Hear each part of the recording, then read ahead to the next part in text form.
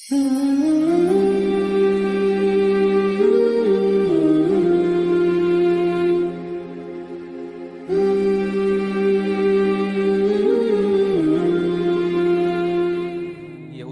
دوست سے کہا اذهب بنا الى هذا النبی، ان نبی کے پاس ہمیں لے کر جاؤ.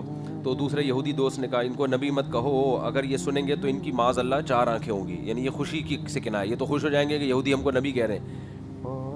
بہرحال یہ دونوں نبی کے پاس آئے اور نبی سے آیات بینات کے بارے میں پوچھا. آیات بینات وہ 9 آیات ہیں جو قرآن میں آتا ہے نا، وَلَقَدْ آتَيْنَا بَنِي إِسْرَائِيلَ 9 آیات بینات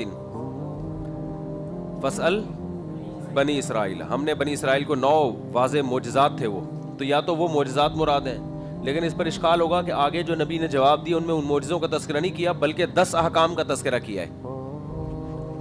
تو اس کا جواب یہ کہ یہ حدیث میں اختصار ہے، کیونکہ وہ معجزے تو قرآن نے بیان کر دیے تو راوی نے ان کا بیان یہاں پر چھوڑ دیا. وہ تو 9 معجزے ہیں نا جس کا یہودی نے، وہ تو قرآن نے بیان کر دیے کہ 9 بینات جو واضح نشانیاں دی تھیں بنی اسرائیل کو. تو اب وہ یہاں اس کا تذکرہ نہیں ہے، تو اس کے علاوہ احکام ہے. تو یہ جو آگے نبی صلی اللہ علیہ وسلم نے حکم دیا کہ شرک مت کرو، یہ مت کرو، وہ مت کرو، تو یہ جملہ مستانف، کلام مستانف ہے. ٹھیک ہے. دوسرا یہ بھی ہو سکتا ہے کہ بینات سے مراد وہ احکامات ہوں، وہ 9 احکامات ہوں جو تمام ملل میں متحد ہیں. ہر امت کو وہ 9 شرعی احکام دیے گئے ہیں، تو وہ والے احکام بیان کریں، اس سے ہمیں پتہ چلے گا کہ آپ سچے نبی ہیں یا نہیں ہے. تو پھر نبی نے وہ 10 احکام بیان کیے. اس پر اشکال ہوگا پوچھے 9 تھے، بیان 10 کیوں کیے؟ تو جواب اس کا یہ ہے کہ اضافہ کرنا سوال پہ یہ کوئی عیب نہیں ہے. بھائی 9 احکام ہے لیکن اس نے 9 سمجھے، لیکن آپ نے ایک اضافہ کر کے بتایا اس کو. چلو میرے بھائی، فقال رسول اللہ صلی اللہ علیہ وسلم، آپ نے فرمایا لا تشرکوا باللہ شیئا، اللہ کے ساتھ شرک مت کرو، ولا تسرقوا، چوری مت کرو، ولا تزنوا، زنا مت کرو، ولا تقتلوا النفس التي حرم الله الا بالحق، کسی نفس کو ناحق قتل مت کرو، ولا تمشوا ببریء الى ذی سلطان لیقتله، بادشاہ کے پاس یا طاقتور کے پاس کسی بری آدمی کو اس لیے نہ لے کے جاؤ بہتان لگا دو اس کے کہ پھر اس کے بدلے میں اس کو قتل کر دیے. یعنی قتل کا ناحق الزام کسی پہ مت لگاؤ یا فساد کا ناحق الزام مت لگاؤ. ولا تسحروا، جادو مت کرو، ولا تاکلوا الربا، سود مت کھاؤ، ولا تقذفوا محصنة، پاک دامن پر تہمت مت لگاؤ، ولا تولوا للفرار یوم الزحف، لڑائی کے دن بھاگو مت. وعلیکم خاصۃ الیہود، اور اے یہود تمہارے لیے خاص حکم یہ ہے اللہ تعتدوا فی السبت، ہفتے کے دن میں حد سے تجاوز مت کرو. ہفتے کا مقدس دن ہے، اس کے تقدس کا خیال کرو. قال، وہ یہودی کھڑا ہوا، فقبل یدیہ ورجلیہ، اس نے آپ کے ہاتھ بھی چومے اور پاؤں بھی چومے. وقال نشہد انک نبی، کہنے لگا میں گواہی دیتا ہوں، ہم گواہی دیتے ہیں کہ آپ نبی ہیں. قال فما یمنعکم ان تتبعونی، تو تمہیں اس بات نے کس سے روکا ہے کہ تم مجھے فالو کرو، میری اتباع کرو.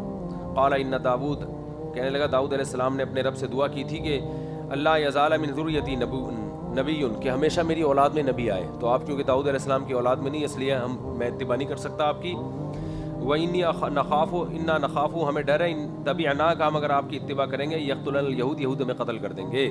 سمجھتے ہو؟ اس کے 2 مطلب ہو سکتے ہیں. یا تو داؤد علیہ السلام نے واقعی اس کی نصیحت کی تھی کہ ان کی ذریت میں ہمیشہ نبی آتا رہے، تو اس سے مراد پھر یہ کہ بنی اسرائیل کے جتنے بھی نبی ہیں وہ داؤد علیہ السلام کی ذریت میں آئے، اس سے بنی اسماعیل کے نبی مراد نہیں ہے. دوسری بات یہ یہودی یہ پھینکو بھی ہو سکتے ہیں. انہوں نے ویسی یہودیوں نے ایک بات مشہور کر دی ہو کہ داؤد علیہ السلام نے یہ کہا ہے. آپ کہہ سکتے ہو کہ ہو سکتا ہے مسلمان جھوٹ بول رہے ہو، داؤد علیہ السلام نے کہا ہو اور ہم نے ایسے ہی معاذ اللہ جھوٹ بول دیا ہو کہ نہیں کہا. تو دلیل تو نہ ہمارے پاس ہے نہ ان کے پاس ہے نا. تو اس کا جواب ہے دلیل ہمارے پاس ہے کہ داؤد علیہ السلام کی اولاد میں اگر نبیوں کا سلسلہ ہمیشہ جاری رہنا ہوتا تو کیوں نہیں آ رہا نبی پھر داؤد علیہ السلام کی اولاد میں اب تک؟ حالانکہ پرانی نبوتوں کی تعلیمات تو ختم ہو گئی نا، تو پھر تو لازمی آنا چاہیے. تو نہیں آ رہا، اس کا مطلب داؤد علیہ السلام نے ایسا کہا ہی نہیں ہے. کہا ہوتا تو آ رہے ہوتے نبی اب تک. تو مشاہدہ ہو گیا نا. موسیٰ علیہ السلام کے بعد آتے عیسیٰ علیہ السلام کے موسیٰ علیہ السلام تو حضرت داؤد تو موسیٰ علیہ السلام کے بعد آئے. ان کو سمجھا دینا جو آپ کہنا چاہ رہے ہیں، میں بعد میں ان سے سمجھ لوں گا. اچھا میرے بھائی، تو تم پر اے یہود خاص طور پر اللہ نے حکم دیا تمہیں کہ ہفتے کے دن کا بھی خیال، یعنی بنی اسرائیل کی شریعت میں نہیں، آج نہیں، ابھی وہ منسوخ ہو گیا حکم. آج جمعہ کا دن مقدس ہے اسلام میں. اچھا میری بوئی، اچھا اس میں ایک اشکال ہوگا کہ یہودی نے تو گواہی دے دی نشہد انک نبی، میں گواہی دیتا ہوں آپ نبی ہیں، پھر بھی وہ مسلمان نہیں ہے، کیونکہ صرف اقرار کافی نہیں ہے، انقیاد نہیں ہے، التزام انقیاد. اسلام لانے کے لیے ضروری ہے کہ اپنے آپ کو وہ حوالے کرے، چاہے ظاہری طور پر کر دے، عملی طور پر وہ بے شک گناہ کرے اور اس کو احساس ہو، لیکن ظاہری طور پر انقیاد ہونا چاہیے کہ میں اسلام میں داخل ہو رہا ہوں اور میں اس بات کا التزام کرتا ہوں اب میں اسلام کے تمام احکام کو فالو کروں گا. اس وقت تک مسلمان نہیں ہوگا، کیونکہ صرف زبانی اعتراف تو ہندو بھی کرتے ہیں. یہ جو گاندھی جی تھے نا، جو مختصر سے کپڑے نہیں پہنتے تھے، کون تھے؟ گاندھی جی تھے نا؟ نہیں ایسے نہیں بولو کسی. تو گاندھی جی جو تھے وہ